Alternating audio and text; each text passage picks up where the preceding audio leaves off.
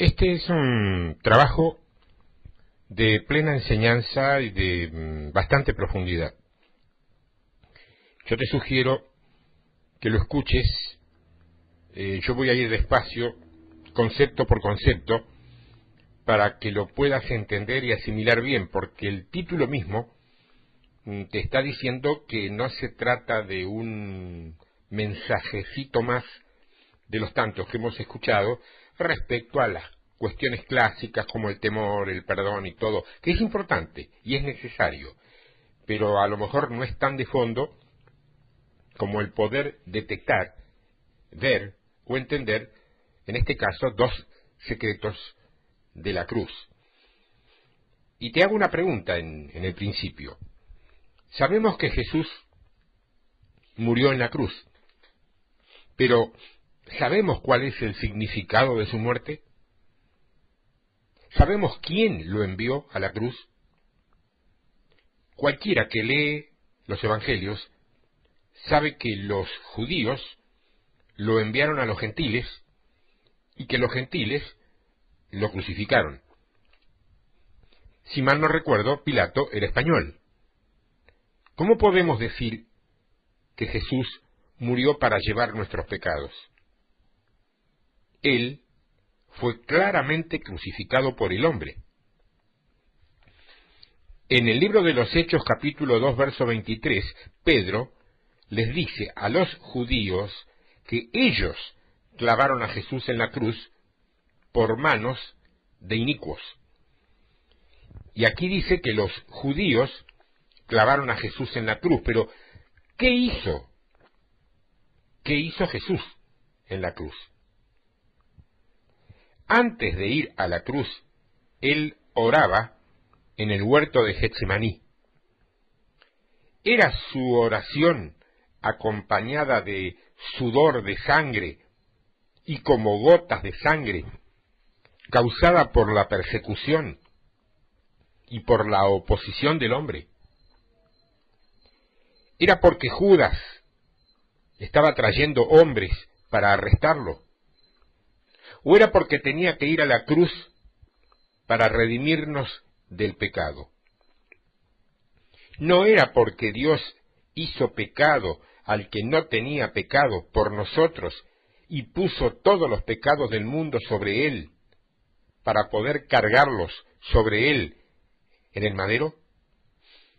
Allí él oró: Padre, si quieres, pasa de mí esta copa. Entonces, si la cruz escapaba al control del hombre, si era sólo un instrumento para algunos hombres malignos para matarlo, y si sólo estaba el aspecto humano de Jesús, entonces no me gustaría escuchar esta oración del Señor. No me gustaría escuchar que Jesús de Nazaret se arrodillara pidiéndole al Padre que si fuera posible le removiera esa copa.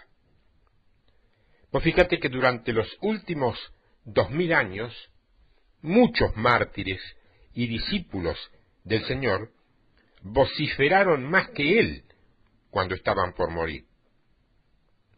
Muchos mártires, cuando estaban encerrados en celdas y en calabozos, oraron para que el Padre los glorificara, prefiriendo morir por el Hijo y más bien testificar de la palabra del Señor con su sangre. Si no hubiera sido por Dios que comenzó a poner la carga de los pecados sobre el Señor en Getsemaní, y si no hubiera sido por Dios que puso la carga de llevar nuestros pecados sobre Jesús, nosotros tendríamos que decir que Jesús no tuvo tanta valentía como los que creyeron en Él. Así que el problema es que la cruz tiene el aspecto del hombre y de Dios. El hombre crucificó a Jesús, pero el Señor dijo que nadie toma su vida, Él la entregó. O sea, el hombre podría crucificar al Señor 1000 veces o 10.000 veces, pero si Él no entrega su vida, nada se le puede hacer. El hombre cree que él fue crucificado por los hombres. Nosotros creemos que él fue crucificado por Dios a nuestro favor, para redimir nuestros pecados. Tenemos que descubrir de la Biblia qué fue lo que Dios hizo en la cruz. Primero, vamos a leer en el libro de Isaías, capítulo 53, los versos del 5 al 10. Isaías 53, versos 5 al 10. Allí dice: Mas él, herido fue por nuestras rebeliones, molido por nuestros pecados, el castigo de nuestra paz fue sobre él, y por su llaga, no sus llagas, como yo he escuchado muchas veces leer mal por allí, porque en la Biblia no dice sus llagas, dice su llaga, una.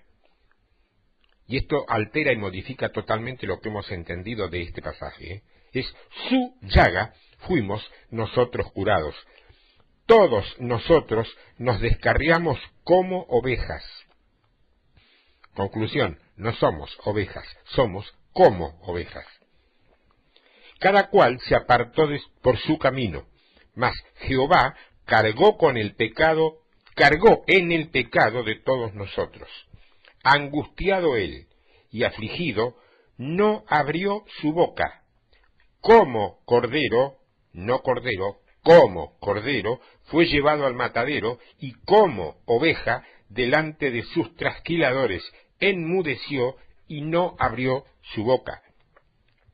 Por cárcel y por juicio fue quitado, y su generación, ¿quién la contará?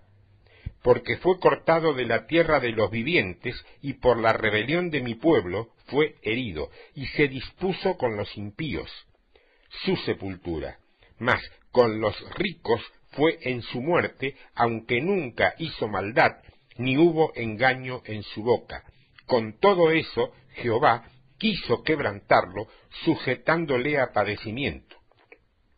Cuando haya puesto su vida en expiación por el pecado, verá linaje, vivirá por largos días, y la voluntad de Jehová será en su mano próspera. Esto es Isaías 53, versos 5 al 10.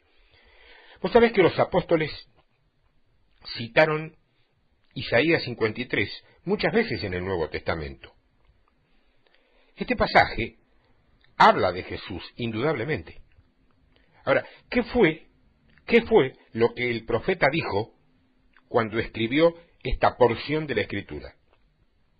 La última oración del versículo 4 dice: y nosotros le tuvimos por azotado, por herido de Dios y abatido. Al principio, vos sabés que el profeta pensó que él había sido herido y azotado por Dios, que él fue castigado por sus propios pecados y herido por Dios por sus transgresiones.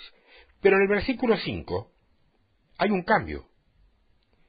Dios le mostró una revelación por la palabra más. Nosotros creemos que él solamente sufría castigo y herida, mas él no estaba sufriendo castigo y herida, porque dice: mas él, herido fue por nuestras rebeliones, molido por nuestros pecados, el castigo de nuestra paz fue sobre él, y por su llaga fuimos nosotros curados. Todos nosotros nos descarriamos como ovejas, cada cual se apartó por su camino. Pues sabés que la oración que sigue, fíjate, es muy preciosa, porque dice: mas Jehová cargó en el pecado de todos nosotros. Esto es lo que el Señor hizo. Podemos ver que existe el aspecto del hombre para la cruz y también el aspecto de Dios. Aunque fueron las manos del hombre que clavaron a Jesús en la cruz, manifestándose el odio del hombre hacia Dios, también Dios puso todos nuestros pecados sobre él y lo crucificó. O sea, la cruz la hizo Dios. fue algo que Jehová cumplió. Ahora bien, ¿qué ocurrió en la cruz? Allí dice: angustiado él y afligido, no abrió su boca. Como cordero fue llevado al matadero, y como oveja delante de sus trasquiladores, enmudeció y no abrió su boca. Por cárcel y por juicio fue quitado, y su generación, ¿quién la contará? Porque fue cortado de la tierra de los vivientes, y por la rebelión de mi pueblo fue herido. Ser cortado, escucha esto, ser cortado de la tierra de los vivientes significa morir. Los que estaban parados delante de la cruz, cuando el Señor fue crucificado, se maravillaban y se preguntaban por qué este hombre era crucificado. Ellos no sabían por qué le sucedía tal cosa. Entonces el profeta dijo que no abrió su boca y que como cordero fue llevado al matadero y como oveja delante de sus trasquiladores. Ahora bien, ¿quién supo que él fue cortado de la tierra de los vivientes por causa del pecado del pueblo? ¿Quién supo que era Dios trabajando en él para cumplir la obra de redención? La cruz fue el medio por el cual el Señor con su muerte cumplió la redención.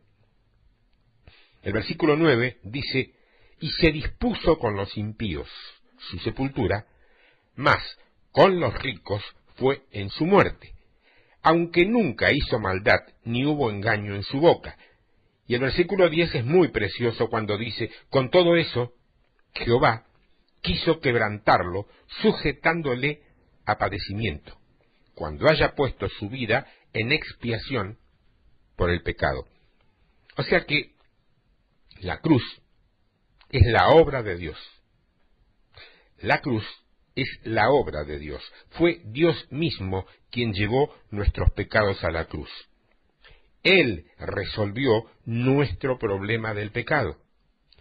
Nunca le den crédito a Judas por la entrega de Jesús a los judíos. No le den crédito a Judas. Nunca piensen tampoco que sin Judas el Señor no hubiera podido ser el Salvador. Le están dando fama y publicidad a Judas. Aunque hubiese miles y miles y miles de Judas, seguiría siendo inútil.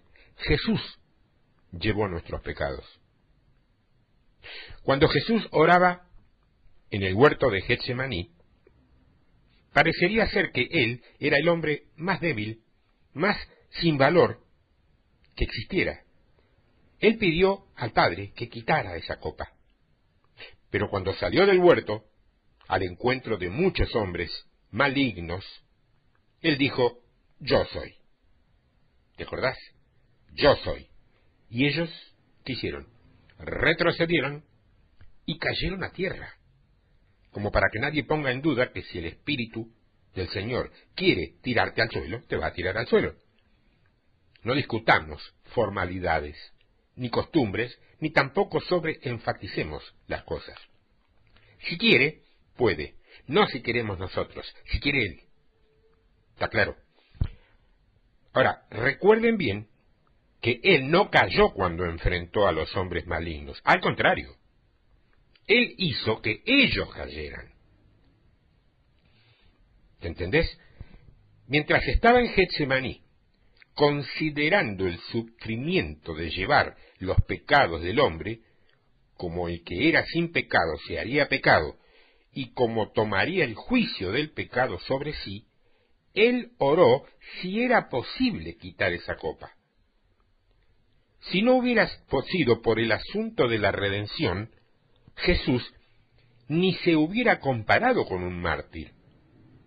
Qué valerosos eran todos los cristianos mártires cuando estuvieron en la fosa de los leones. Pero Jesús suplicó en lo posible que se le quitara la copa. Ahora bien, físicamente hablando, Jesús era muy diferente a los mártires. era diferente. Pero para la redención, o sea, para resolver el problema del pecado, o en suma, para que Dios viniera a cargar al hombre y el pecado del hombre, incluso Él tuvo que pedir, si era posible, quitar esa copa. La Biblia dice que Jehová lo hizo expiación por el pecado, lo hizo expiación por el pecado. Jehová puso sobre él la iniquidad de todos nosotros, de todos nosotros. Fue algo que Jehová hizo, Dios lo hizo. O sea, la cruz era la obra de Dios, no era la obra del hombre. Te lo repito, la cruz era la obra de Dios, no era la obra del hombre. La cruz es Dios mismo que viene a la tierra para llevar sobre sí los pecados del hombre. O sea, la cruz no es la crucifixión del Hijo de Dios por el hombre. Es un concepto sutilmente equivocado. Y si hay sutileza en un error, vos sabés de dónde viene el libreto. ¿Ustedes se acuerdan lo que la Biblia dice acerca de la hora sexta hasta la hora novena? La Biblia dice que desde la hora sexta hasta la hora novena, la luz del sol se oscureció. La luz del sol se oscureció. O sea, los judíos se burlaban de él. Y los gentiles no lo defendían para nada, lo golpeaban y lo avergonzaban. Pero el sol estaba fuera del control de los judíos y mucho más de los gentiles. Los gentiles no tenían autoridad para manipular el sol. O sea, el hombre podía aclamar y tocar trompeta, pero el terremoto era algo que Pilato no podía llamar. ¿Por qué se oscureció el cielo? ¿Por qué? Este fenómeno ocurrió porque Dios mismo vino para llevar nuestros pecados. Hay otras posiciones, yo he escuchado otras versiones donde dicen que fue una nube de demonios que... está bien, puede ser porque es lo mismo, tomado desde otro ángulo. Si lo querés tomar del lado de Dios, Dios vino a llevar nuestros pecados. Si lo querés tomar desde el lado de la guerra espiritual, al venir Dios a llevar nuestros pecados, los demonios huyeron en bandada y produjeron la oscuridad. Puede ser. No desacredita una cosa a la otra. Ahora, esto no fue algo hecho por el hombre. Porque si hubiera sido hecho por el hombre, ¿habría Dios agregado dolor a su Hijo mientras estaba colgado en la cruz? ¿Hubiese sido tan cruel? ¿No podría Dios, si se le hubiera ocurrido, si hubiera dado la gana, haber enviado 12 legiones de ángeles, 12 legiones de ángeles, para rescatarlo? Así hubiera sucedido si no hubiera sido por la redención de los pecados. Entonces nosotros tenemos que agradecer y tenemos que alabar a Dios de que su Hijo vino para redimirnos de los pecados. Por eso Él dijo, Dios mío, ¿por qué me has desamparado? Ningún creyente en los 2000 años y tantos pasados tuvo que decir tal terrible palabra cuando murió. ¿Vos conocés algún creyente que al morir haya dicho ¿por qué me has desamparado? Por 2000 años y lo que va, los creyentes, hayan muerto en paz o en dolor, fueron más osados que él. ¿Por qué el Hijo de Dios habría sido rechazado por Dios? Si hubiera sido manos de hombre y crucifixión de hombre, ese hubiera sido el momento en que él habría necesitado la presencia de Dios más que nunca. Cuando el hombre complotó para perseguirlo y matarlo, Dios debería manifestar su presencia aún más. Porque ese era el momento más crítico. Dios debería haber estado con él. Pero en lugar de eso, ¿por qué Dios lo dejó? Era únicamente porque el Hijo de Dios se había hecho pecado y llevó el juicio. Por eso él clamó: Dios mío, ¿por qué me has desamparado? Dios lo desamparó. Los que hemos creído en la obra de redención, sabemos que la obra de la cruz se cumplió para que él fuera juzgado por el pecado. La cruz del Señor nos muestra cuán maligno es el pecado y qué precio Dios pagó para la obra de redención. Aparte de Isaías 53, también podemos encontrar otro testimonio claro. En Romanos capítulo 3, verso 25, Dios puso a Cristo, dice, como propiciación. Propiciación. Y esto también muestra claramente que la obra fue hecha por Dios. Deuteronomio 21, capítulo 21 y verso 23, nos dice, Deuteronomio 21, 23, que todo aquel que sea colgado en el madero será maldito por Dios. O sea, cuando el Señor estaba colgado en la cruz, Él no era maldito por el hombre, sino por Dios. Por eso es que Él nos puede liberar de la maldición. En la primera carta de Juan, capítulo 4 y verso 10, se dice que Dios nos amó y envió a su Hijo en propiciación por nuestros pecados. O sea, Dios envió a su Hijo para ser la propiciación. El hombre no lo crucificó, no fue el hombre. En la segunda carta a los Corintios, capítulo 5, verso 21, también Pablo dice: al que no conoció pecado, por nosotros lo hizo pecado. O sea, esto lo hizo Dios. La cruz es la obra de Dios. Dios fue quien hizo pasar a Jesús por la cruz. ¿Se entiende? En el libro de los Hechos, capítulo 2, verso 23, menciona tanto el aspecto de Dios como el del hombre. Dice allí: a este, entregado por el determinado consejo y anticipado conocimiento de Dios, matasteis clavándole en una cruz por manos de inicuos. O sea, Jesús fue matado por los judíos en manos de inicuos. Sin embargo, esa muerte fue según el determinado consejo de Dios. Esto nos muestra que todo fue hecho por Dios. Nosotros tenemos pecado y el pecado solamente puede ser tratado por Dios mismo.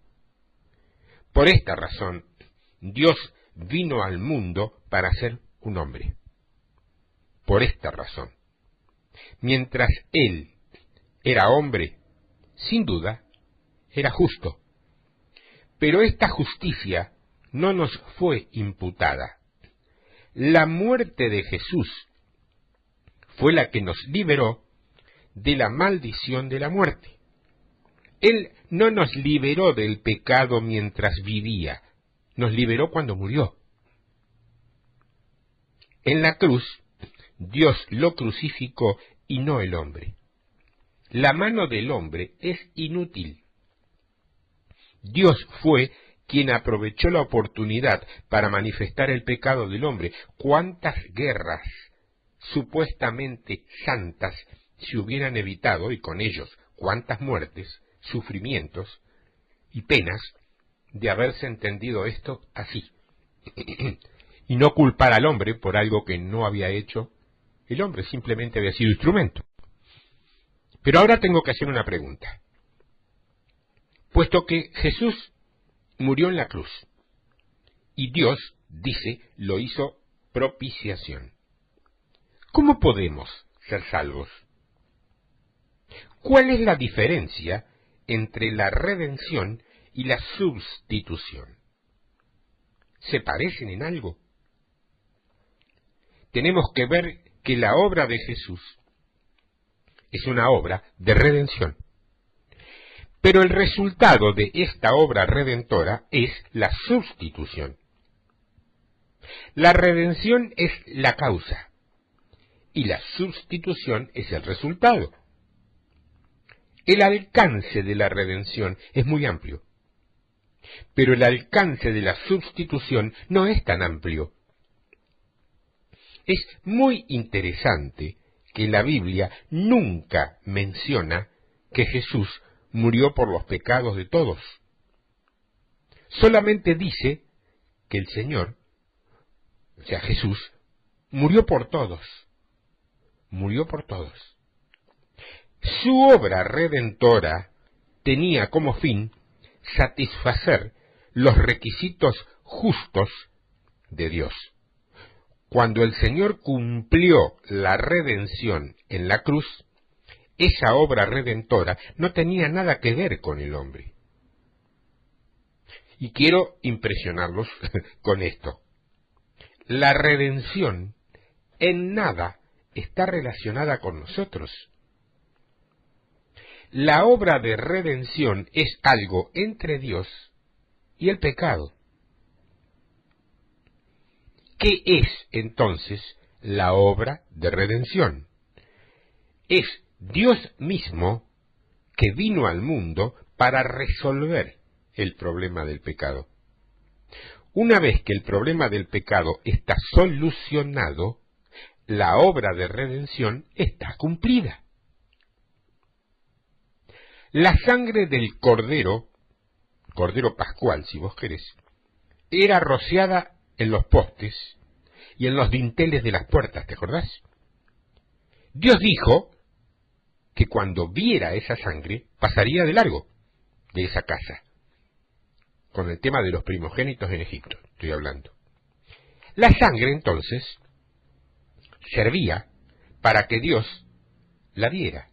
Es como una especie, es exactamente lo mismo que, digamos, lo mismo no, es una comparación burda, pero para que la entiendas, que ese líquido especial que ponen en algunas inyecciones cuando vas a hacer un estudio de alguna víscera interna, y que ese líquido salta luminoso en el estudio y permite ver el recorrido por las arterias o por donde fuese, para ver si tenés algunas obstrucciones internas en esos estudios. Aquí es lo mismo, lo que Dios que le resaltaba, o sea, la sangre servía para que Dios la viera. No era que el primogénito la viera. El primogénito no necesitaba ver la sangre. ¿Por qué? Porque ellos permanecían en las casas. La sangre servía, en todo caso, para satisfacer los requisitos justos de Dios. No servía para satisfacer los requisitos justos del primogénito. En el caso del primogénito no existía la redención. Si leemos el Antiguo Testamento vamos a descubrir que la sangre para la expiación, o sea, la redención del pecado, era traída al lugar santísimo. Era rociado en el velo 7 veces. En el día de la expiación, el sumo sacerdote tenía que tomar la sangre y rociarla en la tapa propiciatoria del arca. La sangre se ofrecía a Dios. Es verdad que la sangre tenía que pintarse en el pulgar, oído y dedo del pie del leproso, pero se hacía para la consagración. Era para consagrarse a Dios. El hombre no tenía tal requisito. La redención tiene que ver con Dios. Es Dios que vino a resolver lo que el hombre no podía ni puede arreglar. Por eso la Biblia dice, y Él mismo es la propiciación por nuestros pecados, y no solamente por los nuestros, sino también por los de todo el mundo. Eso lo podés leer en la primera carta de Juan, capítulo 2, verso 2. O sea, la redención incluye a todo el mundo. Y en tal redención, todos, incluso aquellos que no han sido salvos, están incluidos. Dios vino y trató con nuestros pecados.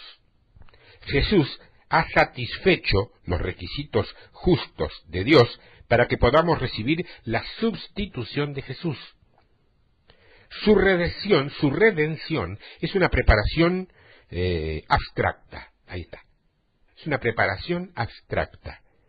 Al creer en Él, esta redención se convierte en una sustitución para nosotros. Pero ante Dios no fue una sustitución, sino una redención. Y es importante saber esto porque si no estamos claros acerca de esto, vamos a estar confundidos acerca de muchas otras doctrinas. Todo viento de doctrina. La redención está ante Dios y la sustitución es para nosotros. La redención satisface los requisitos de Dios y la sustitución sirve para que recibamos los beneficios. Ahora, lo que Él cumplió fue la redención. Lo que nosotros hemos recibido es la sustitución.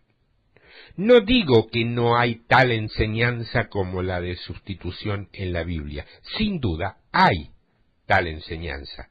Pero todas las enseñanzas en la Biblia acerca de la sustitución están escritas para los cristianos. No están escritas para los incrédulos. No están escritas para los incrédulos. Para los gentiles vemos que Jesús murió por ellos y cumplió con la redención.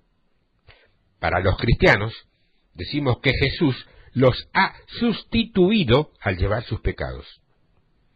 En el pasaje que hemos leído hoy, más temprano, en Isaías 53, recordá que dice, mas Él, herido fue por nuestras rebeliones, molido por nuestros pecados, el castigo de nuestra paz fue sobre Él, y por su llaga fuimos nosotros curados. Por favor, observen ustedes que dice nuestros, en vez de suyos. Dice nuestros pecados. Él llevó el sufrimiento por nuestros pecados. Así nuestros pecados fueron perdonados. Es para nosotros, no para todo el mundo. Cuando Pedro citó a Isaías 53, Pedro dijo, quien llevó él mismo nuestros pecados en su cuerpo, sobre el madero. Eso lo podés leer en la primera carta de Pedro, capítulo 2, verso 24. Siempre fue nuestros, nunca suyos. Por tanto, tenemos que ser, como te digo, cuidadosos cuando predicamos el Evangelio. Es mejor que nos adhiramos más a la Biblia, porque la Biblia nunca dice a los pecadores que Jesús murió por sus pecados. La Biblia dice que murió por ellos. Romanos 5:8, murió por ellos. Jesús en realidad murió por ellos, pero Jesús no murió por sus pecados. Es un hecho que Jesús muere por ellos, pero el problema del pecado todavía no está solucionado. Es verdad que todos los problemas del pecado están ya solucionados ante Dios, eso es cierto. Pero si uno, escuchá bien por favor, te va la vida en esto, si uno, nosotros, vos, yo, cualquiera, no ha participado en esta obra, sus pecados aún no están solucionados. Y él, el que sea, no tiene parte en la sustitución de Jesús. Cuando uno recibe al Señor Jesucristo, en su corazón o como quiera, porque hay una fórmula, hay metodologías, hay casi una muletilla repetitiva con respecto a eso. No interesa lo que se diga y cómo se diga y las costumbres o tradiciones que haya. Lo importante es la realidad de tener realmente a Jesús en nuestro interior, aceptarlo como tal. Cuando pasa eso, el problema sí está arreglado. Esta es la sustitución. Sin esto, sin este paso, no hay sustitución. O sea, en otras palabras, la redención se ha cumplido, pero la salvación aún no ha sido cumplida. Si yo te preguntara, ¿cuándo fuiste redimido?, vos me deberías decir que ocurrió hace 2013, 2014, 2015, cuando escuches esto atrás. ¿Sí? Pero si te preguntara, ¿cuándo fuiste salvo?, ahí sí deberías decirme que sucedió tal día, de tal mes y de tal año, el día que tomaste la decisión. ¿Se entiende? La redención es algo que ocurrió hace mucho tiempo. La salvación es algo presente. La redención fue cumplida por Cristo. La salvación es cumplida en nosotros. Nosotros fuimos redimidos 2000 años atrás, pero tal vez hayamos sido salvos hace algunos años. No sé cómo hacerlo más claro. Para mí está muy claro, pero no sé si para vos también.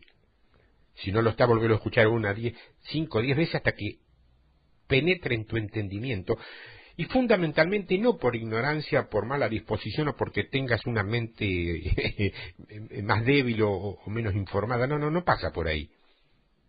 Este esfuerzo que yo te digo es para poder romper las estructuras de, no digamos falsas porque queda muy feo, muy duro, digamos erróneas doctrinas inculcadas a través de años. No es fácil romper esas estructuras, ¿eh? No es fácil. O sea que la obra de redención de Dios está relacionada con Él. Se hizo para satisfacerse y no tiene nada que ver con nosotros. Es algo totalmente ante Dios. Dios mismo hizo esta obra. Cuando venimos y vemos lo que Dios ha cumplido, y la creemos y aceptamos, es cuando recibiremos esta sustitución. Podemos usar otra ilustración. Nos gusta a los que enseñamos a usar ilustraciones, porque es la manera que mejor se entiende. Yo al menos he entendido mucho a partir de las ilustraciones. Trato de no pasarme, porque trato de respetar la letra bíblica. Yo creo que es más importante lo que diga Dios en su palabra que lo que pueda adornar yo con ilustraciones muy ocurrentes. Pero esta sirve. Supongamos que yo fuese un ladrón que robó muchas veces, un prontuario de robos importante. Sin embargo, ahora soy diferente. ¿Qué debo hacer si quiero tratar completamente con mis robos pasados? Aún si quiero pagar, ¿a dónde debo ir? Debo ir a los que le robé. Pero no se pueden encontrar eso ahora. ¿Qué debo hacer? Por causa de la justicia, y a fin de pagar, debo empezar un servicio gratuito para la gente en aquello que alguna vez robé. Todos son aceptados y sin recargo. Debo hacer esto para pagar el dinero que alguna vez le robé a la gente del área que corresponda. Así, ofrezco un servicio gratuito como solución al problema de mi injusticia. Bueno, este servicio gratuito para mí es una solución a la injusticia. Pero para otros es una sustitución. Yo estoy pagando el precio por los demás. Bueno, así es como Jesús trata con el problema del castigo. Dios envió a Jesús para que cumpliera la redención a fin de que el problema del pecado, así como su propia santidad y justicia, sea solucionado. Cuando uno cree, entra en esta obra y Jesucristo quita tus pecados. Por lo tanto, el Nuevo Testamento dice, en Primera de Pedro capítulo 3 verso 18, porque también Cristo padeció una sola vez por los pecados, el justo por los injustos. El justo por los injustos. Y en el mismo libro de Primera de Pedro, pero en el capítulo 2 y verso 24 dice, quien llevó él mismo, nuestros pecados en su cuerpo sobre el madero. O sea que todo esto fue hecho para nosotros.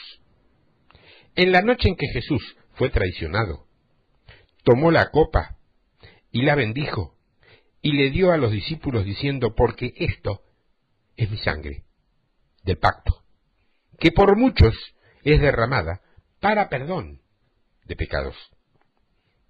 Fue por muchos, no por todos. Fue por muchos, no por todos. En el futuro veremos una gran multitud con palmas en sus manos que han sido purificados por la sangre. Gracias al Señor. Gloria a Dios por eso.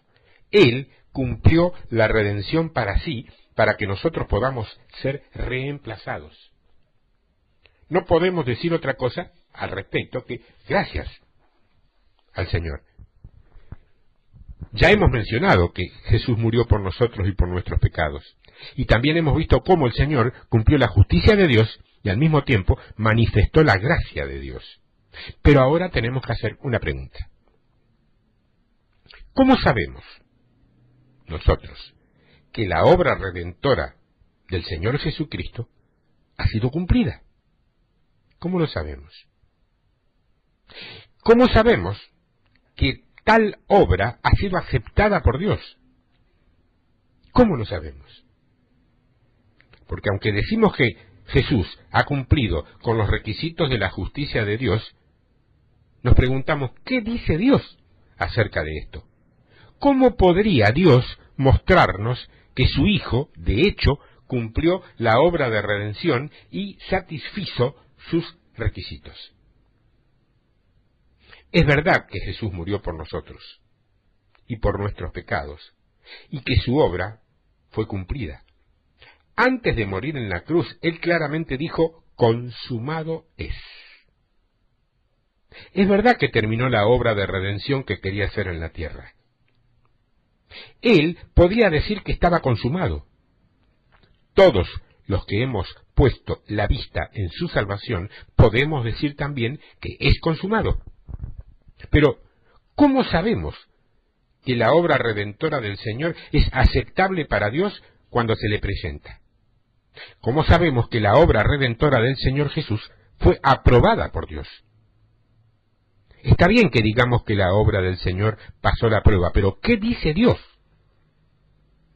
Podemos decir que Jesús murió en la cruz y llevó a cabo la obra de redención, pero ¿cómo podemos saber que nuestro Dios está totalmente satisfecho con esa obra? Porque para nosotros la obra redentora del Señor es muy razonable. Pero ¿cómo sabemos que es así también para Dios? Decimos que la obra de redención es completamente justa, pero ¿qué dirá Dios mismo? ¿O qué dirá Dios? O sea, ¿dirá Dios lo mismo que nosotros? Cuando miramos la cruz, decimos que todas las cosas ya están arregladas. Cuando Dios mira la cruz, ¿estará todo arreglado para Él? Tenemos que entender que no se puede saber si Dios está satisfecho o no, basados solamente en la cruz de Jesús. No se puede saber si Dios lo considera terminado o no. Si solamente estuviese la cruz, si solamente tuviésemos la muerte del Señor, si solamente la cruz permaneciera con nosotros hasta el día de hoy, y si la tumba del Señor nunca hubiese sido vaciada, no sabríamos qué logró la muerte del Señor para nosotros. En cuanto a la obra redentora del Señor, no solamente tenemos el aspecto de la cruz, sino también el de la resurrección. Hoy yo no voy a hablar acerca de todo esto. o de lo que está relacionado con la resurrección. Lo voy a dejar para una futura. Así como no hablamos acerca de todo lo relacionado a su muerte la última vez. Hace poco solamente hablábamos acerca del aspecto objetivo de la resurrección del Señor. Hoy también consideraremos solamente ese aspecto de la resurrección del Señor. Objetivamente el Señor murió una muerte sustitutiva para nosotros. Él murió por todos. Al mismo tiempo, murió por nuestros pecados. Hago esa diferencia porque existe la diferencia, no porque yo sea discriminador. La Biblia discrimina, la palabra de Dios lo discrimina. No me gusta la palabra discriminación, la selecciona. Pone a cada uno en su lugar debido y da las formas de salir de un lugar y pasar al otro. Si no querés hacerlo. Esto es lo que la muerte del Señor cumplió. Entonces pregunto, ¿cuál es el propósito de su resurrección? Dios levantó a Jesús de los muertos para probar que la obra de redención ha sido cumplida. Dios la ha justificado y aprobado. Entonces, ahora está satisfecho. Muchos de nosotros, han tenido la experiencia de hacer negocios. Supongamos que vos tenés una secretaria que te propone un plan para un negocio. Después de ver ese plan que la secretaria te ha propuesto, a lo mejor le das el visto bueno. Esto significa ¿qué? Que la obra está aprobada. ¿Está bien? Entonces ahora ella la puede llevar a cabo, porque vos la aprobaste, vos sos el dueño. Bueno, el Señor murió por nosotros y la obra fue cumplida. La resurrección del Señor es el visto bueno que Dios le da a la obra y a la muerte de Jesús. Esto significa que esta muerte ahora está aprobada. La resurrección. El problema del pecado del hombre ahora está solucionado. Puesto que el Señor ha resucitado, el problema de nuestros pecados está totalmente solucionado. Si el Señor no hubiera resucitado, aunque la redención se hubiera llevado a cabo, nuestros corazones habrían estado en suspenso. Todavía habría cierta intranquilidad en nosotros, porque aunque supiéramos que la redención había sido cumplida, no sabríamos si habría sido aceptada. Sabemos que estamos totalmente redimidos de nuestros pecados cuando vemos que Jesús ha resucitado. La resurrección es la prueba. Nos muestra que la cruz estaba bien y que la redención fue aprobada. La resurrección comprueba que la obra de la cruz ha sido aceptada y recibida por Dios. Ahí lo tenés. Consideremos otra ilustración. Supongamos que yo le debo dinero a alguien, y tal vez le deba tanto que no pueda pagar. Por supuesto, esta no es una muy buena ilustración, pero la vamos a usar para aclarar un aspecto de la verdad. No se debe aplicar a todos los aspectos de la verdad. Digamos que yo voy a un hermano y le digo, vos conocés muy bien a la persona que yo le debo dinero. Ustedes dos son muy buenos amigos. ¿Me haces un favor? ¿Le podrías hablar bien de mí para que me aguante la deuda? Pues yo no puedo pagarle lo que debo, aunque empeñe todo lo que tengo en una casa de empeño. Incluso tengo dificultad en mi propio sostenimiento. Por favor, hace esto por mí, le digo al hermano, que es amigo de la persona a la cual le debo.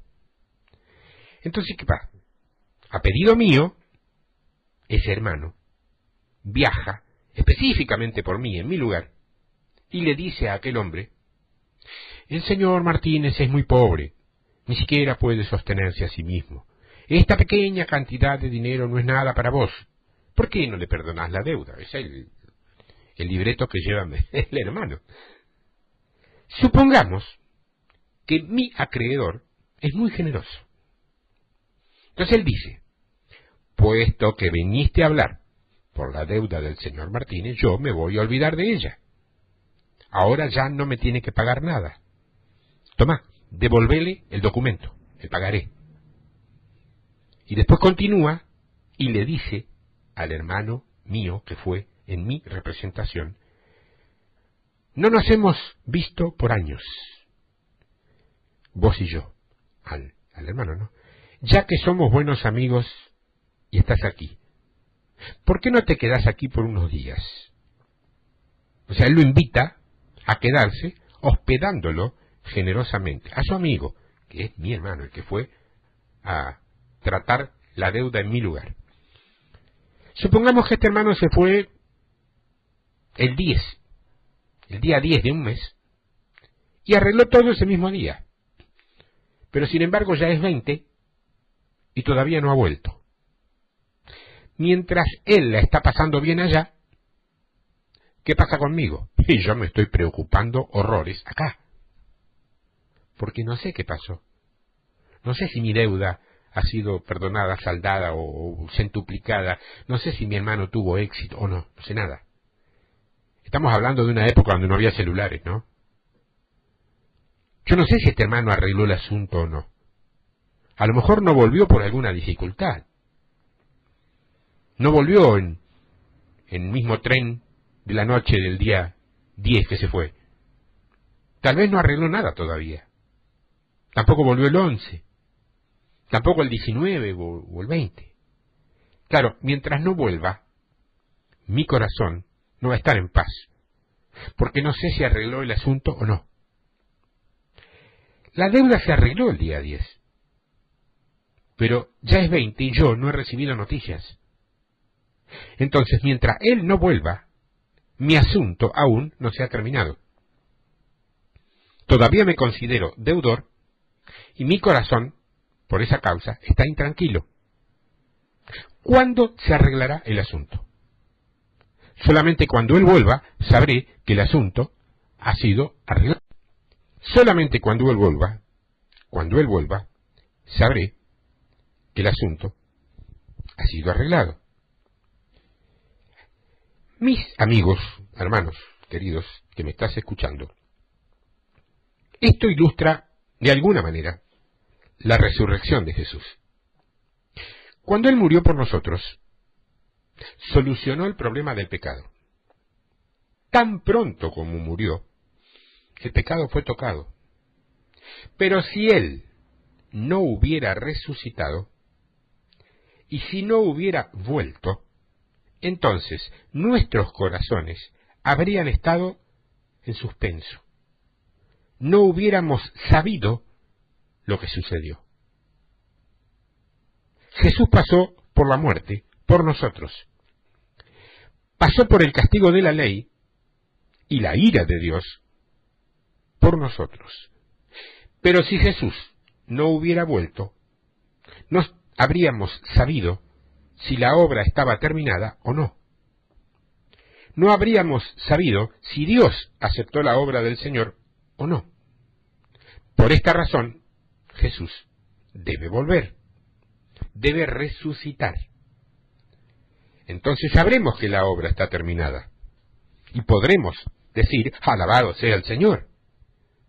La obra llegó a su conclusión. Si la obra no hubiera arreglado nada, el Señor no habría salido y no habría resucitado. Su resurrección comprueba que el problema de nuestros pecados ha sido totalmente solucionado.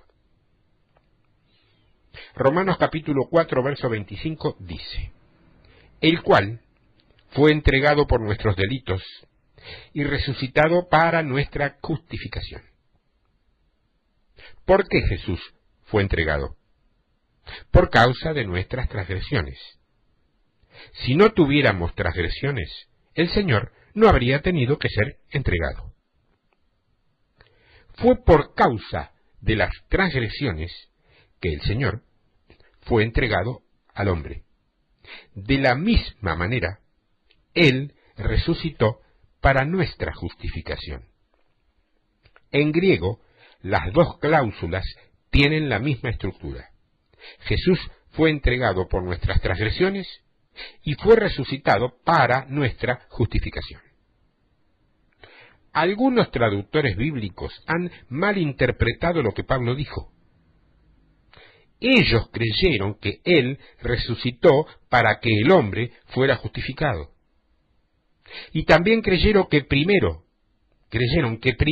está la resurrección del Señor y luego nuestra justificación. Pero Pablo y el Espíritu Santo estaban diciendo que Él fue resucitado porque hemos sido justificados. Para dejarlo más claro, el Señor fue resucitado porque ya fuimos justificados. Algunas versiones dicen que la resurrección viene primero y luego la justificación. Pero el Espíritu Santo dice que la justificación viene primero y después la resurrección. O sea, primero está el asunto de nuestras transgresiones y luego está la muerte del Señor. De la misma manera, primero está nuestra justificación y luego está su resurrección. Él fue entregado por nuestras transgresiones y fue resucitado para nuestra justificación. Y esto significa que la resurrección del Señor es la prueba de nuestra justificación. Por haber sido justificados, Dios levantó a Jesús. Y ya que el Señor ha satisfecho el requisito justo de Dios, Él lo resucitó. ¿Qué tengo que decirte? Que tengo buenas noticias.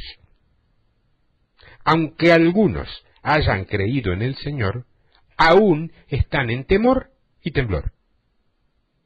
Sienten, ¿qué te digo?, como si estuvieran caminando al borde de un precipicio o sobre una fina capa de hielo que puede llegar a romperse en cualquier momento y hundirse en el agua helada.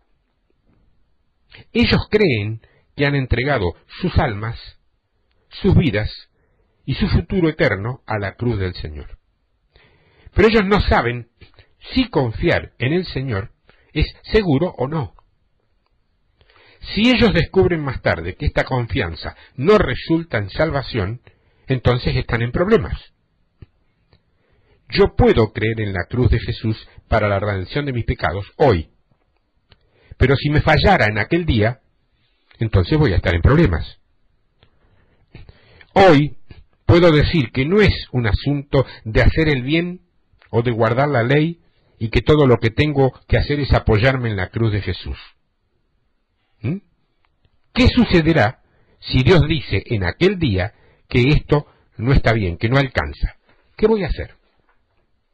¿Cómo puedo saber hoy en día que la cruz de Jesús es suficiente? Hermanos, hermanas, amigos y amigas mías, no deben mirar la cruz. No deben preocuparse si la cruz es confiable o no, si está bien o mal. Todo lo que deben mirar es la resurrección del Señor. Si la obra de la cruz del Señor no hubiese sido apropiada o buena, Dios jamás lo habría levantado. Entonces, Él fue resucitado porque nosotros fuimos justificados, no para. Debido a que somos justificados cuando creemos en la sangre de Jesús, es que Jesús fue resucitado. Basta por hoy, Basta por hoy porque me parece que fue suficiente, no sé si alimento, pero sí importante que conocieras todo esto para saber dónde estás parado o parada. Sobre qué fe, sobre qué expectativa, sobre qué miedos o angustias o inseguridades estás viviendo. Punto final, fue resucitado. Y si fue resucitado, el asunto de tus transgresiones ha sido solucionado, aceptado por Dios. Y si Dios dijo que el perdón de tu pecado es bueno, ¿por qué lo vas a poner en duda vos? ¿Quién sos vos para poner en tela de juicio lo que Dios ha dicho que es bueno? ¿Por qué te sentís una basura si Dios dijo cuando te vio que eras su imagen y semejanza? ¿Te das cuenta que es mucho más rápido e inmediato el perdón de Dios que el perdón que nosotros aceptamos o no darnos a nosotros mismos? ¿Y qué crees? ¿Que eso es humildad o humillación? No, eso es egocentrismo. Pensar que lo que pensamos y decidimos nosotros es tan importante que por momentos puede ser más importante que lo que piensa o dice Dios. No, mi hermano. No caminamos por ahí, ¿eh? No funciona así. Funciona creyendo que todo está consumado porque Jesús ha resucitado. Así de simple, así de fácil, así de profundo, así de importante, así de gravitante para tu vida hoy y para tu vida eterna futura. No sé cuántas dudas, preguntas, o lo que fuere, dejó todo esto. Si sé que con una sola vez que lo escuché yo creo que no te va a ser suficiente. Pero si pones en un mail, en el asunto, 2 secretos de la cruz, yo ya sé que me vas a preguntar respecto a esto, y tendré o no una respuesta, si el Señor me la da. Y si ya está dada, te diré que ya está dada. Mientras tanto te paso esos correos para que puedas acceder a ellos. tiempodevictoria@yahoo.com.ar es uno, tiempodevictoria@hotmail.com es el otro. Cualquiera de los dos son aptos para este tipo de consultas y comunicación. Yo leo y respondo todo personalmente. No tengo empleados trabajando en eso. Es decir, no tengo empleados. Es el ministerio, o lo que entendés como ministerio, ha sido puesto en mis manos para que yo lo administre. Tengo gente que me ayuda, sí, de acuerdo, pero en las cuestiones de fondo, como son tus correos o tus consultas, leo y respondo todo personalmente. Dios te bendiga, hasta la semana que viene, si Dios quiere.